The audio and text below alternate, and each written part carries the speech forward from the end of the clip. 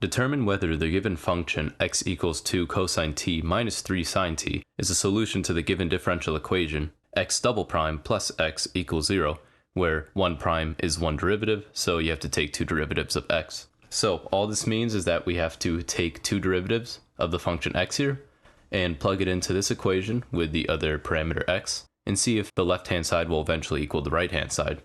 So let's take the derivative x prime equals 2 we can leave as a coefficient. Derivative of cosine t is negative sine t, so we can do negative 2 sine t.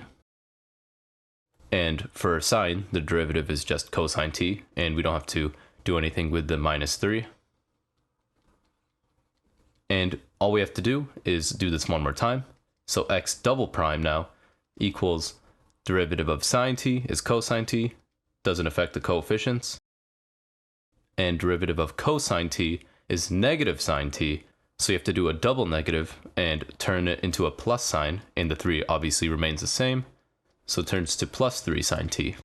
Now we just plug it into the given differential equation, so x double prime minus 2 cosine t plus 3 sine t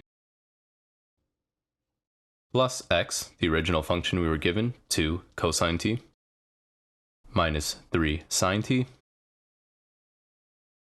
equals, we are just given 0. So if this cancels out to 0, then we have a valid solution.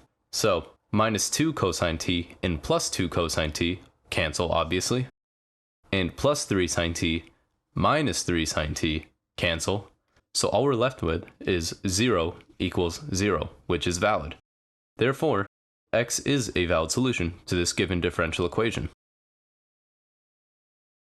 If you have any questions, please leave in the comments below, and good luck.